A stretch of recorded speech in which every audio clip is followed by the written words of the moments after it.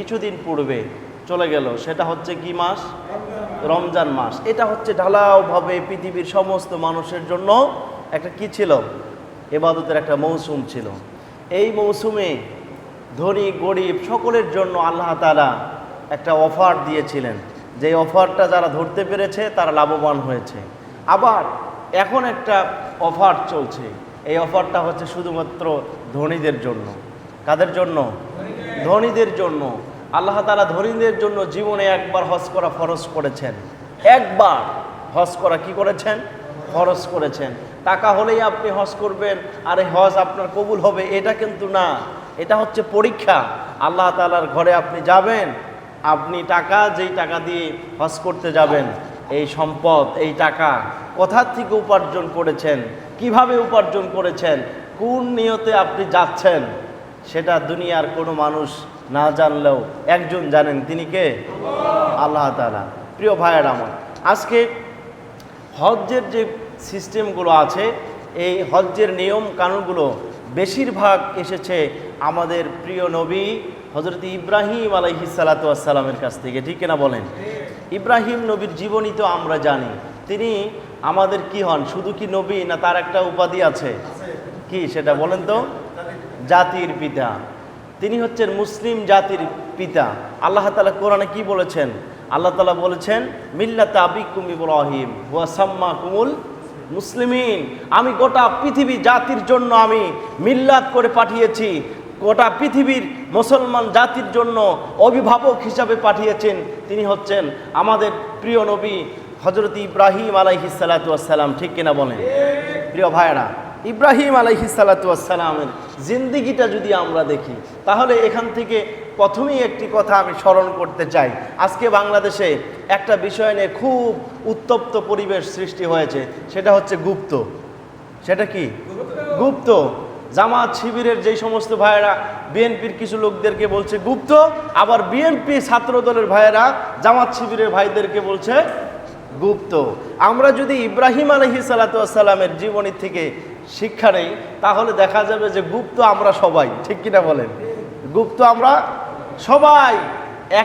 একজন আরেকজনকে গুপ্ত ট্যাগ লাগায় লাভ নাই।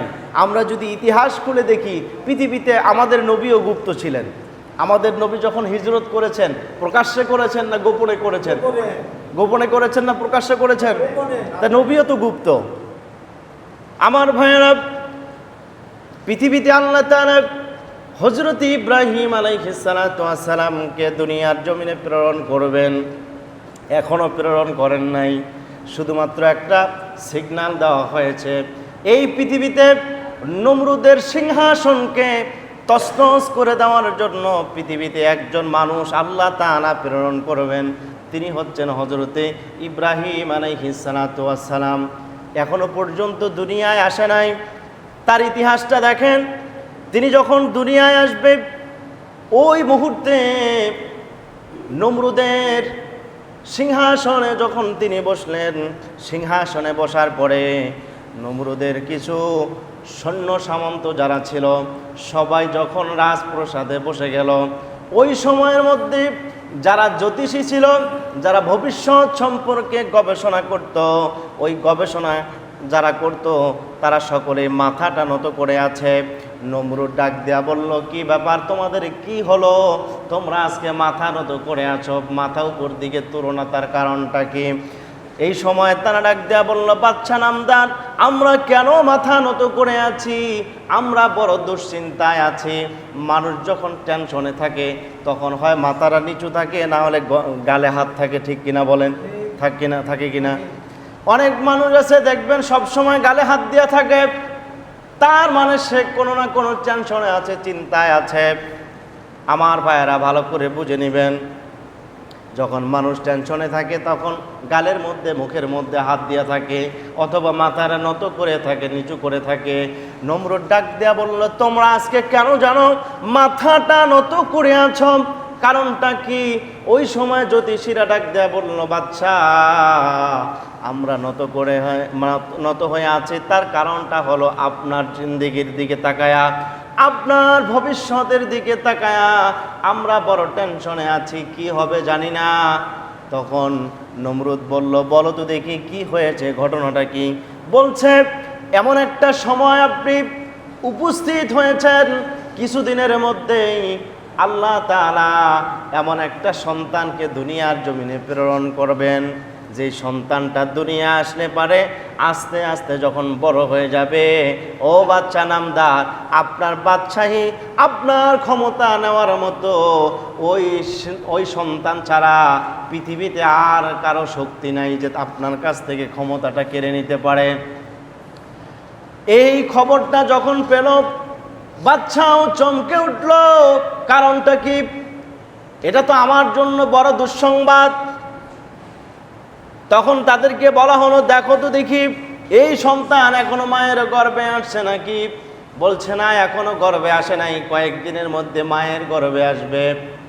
তখন তারা ফরমান জারি করে দিল, রাষ্ট্রের মধ্যে ফরমান জারি করে দিল, আমার ভাইয়েরা, ইব্রাহিম আলাইহিস সালাতু ওয়াস সালাম জন্মগ্রহণ করেছিলেন বর্তমানে ইরাক, যেই দেশটা বর্তমানে যেই দেশ মানে যুদ্ধ চলছে, এই দেশেই তিনি জন্মগ্রহণ করেছিলেন।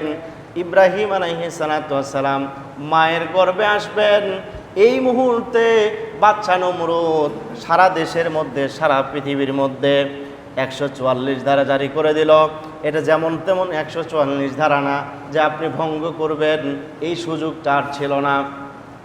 প্রশাসনকে দায়িত্ব দেওয়া হলো, আজ থেকে 1 সপ্তাহ পর্যন্ত তোমরা কেউ ঘুমাতে পারবে না, দিন রাত পাহারা থাকবে, স্বামী স্ত্রী যেন মিলন করতে না পারে, স্বামী স্ত্রী যেন মিলন না হয়, এই চেষ্টা তোমাদেরকে করা লাগবে। আমার ভাইয়েরা, কঠোর নিরাপত্তা দেওয়ার পরেও আল্লাহ তাআলার যেটা সিদ্ধান্ত, এই সিদ্ধান্ত দুনিয়ার কোনো মানুষ বানচাল করতে পারবে নাকি? পারবে? পারবে না। আল্লাহ তাআলার ইচ্ছা ইব্রাহিম আলাইহিস সালাতু ওয়াস সালামকে দুনিয়ায় পাঠাবেন, আর নমরুদের ইচ্ছা হলো ইব্রাহিমকে দুনিয়ায় প্রেরণ থেকে ঠেকাবেন, দুনিয়ায় আসতে দিবেন না। এই জন্য আল্লাহ তাআলার সিদ্ধান্তটাই চূড়ান্ত হয়ে গেল। যখন পাহারা দেওয়া শুরু হয়ে গেল, কঠোর নিরাপত্তা শুরু হয়ে গেল, প্রশাসন যখন একটানা কয়েকদিন ঘুমায় না, আল্লাহ তাআলা যেই রাত্রিতে ইব্রাহিম আলাইহিস সালাতু ওয়াস সালামকে মায়ের গর্ভে পাঠাবেন, আমার ভাইয়েরা দেখেন আল্লাহ তাআলার কুদরতি কেমন খেলাটা দেখেন। ওই রাত্রে আল্লাহ তাআলা এমন একটা বাতাস জমিনে প্রবাহিত করে দিলেন, যেই বাতাসটা মানুষের শরীরে লাগলে পারে তাদের ঘুমটা আরও বৃদ্ধি পায়। প্রচণ্ড গরমের মধ্যে যখন কারেন্ট থাকে না, কারেন্ট বিদ্যুৎ যদি না থাকে, শরীরটা যদি ক্লান্ত থাকে, আর আপনার ঘরে যদি মৃদু বাতাস আসতে থাকে, শরীরটা যখন ঠান্ডা হয়ে যায়, ঘুমের ভাবটা আর বেশি হয় না কম হয়? বেশি হয় না? বেশি হয়ে যায়। এই সময়ে এমন একটা বাতাস আল্লাহ তাআলা তৈরি করে দিলেন। এই বাতাসের মধ্যে 2 ধরনের মেডিসিন ছিল। কয় ধরনের? 2 ধরনের মেডিসিন। এই বাতাস যখন ইব্রাহিমের মা এবং বাবার শরীরে লাগে, তখন তাদের ভিতরে স্বামী স্ত্রীর যে মিলন, এটার জন্য চাহিদা তাদের বেড়ে যায়। আর এই বাতাসটা যখন সেনাবাহিনীদের মধ্যে, পুলিশদের মধ্যে যখন লেগে যায়, তখন তাদের মধ্যে ঘুমের ভাবটা আরও বেশি করে বৃদ্ধি পেতে থাকে। তারা চিন্তা করলো, কয়েকদিন থেকে ঘুমাই না, বরঞ্চ ঘুমটাও খুব প্রয়োজন। এই জন্য এক একজনের বাড়ির পাহারাদার হিসাবে তারা বিভিন্ন জায়গায় বসে আছে। আমার ভাইয়েরা, এই পাহারাদার অবস্থায় রাত 12টার পরে দেখা যায় ওই সময় প্রশাসন যারা আছে তারা ঘুমের ঘরে ঢুলতেছে। সামন দিক দিয়ে কে যায় না যায় তাদের আর কোনো খোঁজ খবর নাই। আল্লাহ তাআলার কুদরতে ওই রাত্রির মধ্যে আল্লাহ তাআলা হযরতে ইব্রাহিম আলাইহিস সালাতু ওয়াস সালামকে মায়ের গর্ভে নিয়ে যান। সুবহানাল্লাহ বলেন। খেলাটা কার? দুনিয়ার কোনো মানুষ আল্লাহর খেলাকে বাধাগ্রস্ত করতে পারে না, সিদ্ধান্ত আল্লাহর। আমার ভাইয়েরা, পরের দিন আবার যখন সিংহাসনের মধ্যে সবাইকে ডাকা হলো, জ্যোতিষীদেরকে ডাকা হলো, জ্যোতিষীরা ডাকার পরে ওদেরকে বলা হলো, দেখো তো দেখি আজকের দৃশ্যটা কি অবস্থা, 1 সপ্তাহ তো পার হয়ে গেল, এই সন্তান এখন কোথায় আছে? জ্যোতিষীরা গবেষণা করে দেখে এই সন্তান আজকের রাত্রেই তার মায়ের গর্ভে আসছে। সুবহানাল্লাহ বলেন। এত পাহারাদার, এত নিরাপত্তা দেওয়া হলো, নিরাপত্তা দিয়েও কোনো ঠেকানো গেল না, ইব্রাহিম নবীর জন্মকে ঠেকানো গেল না। যেহেতু মায়ের গর্ভেই চলে আসছে, এই জন্য নমরুদ আবার নতুন করে আইন পাশ করলো, সিদ্ধান্ত নিল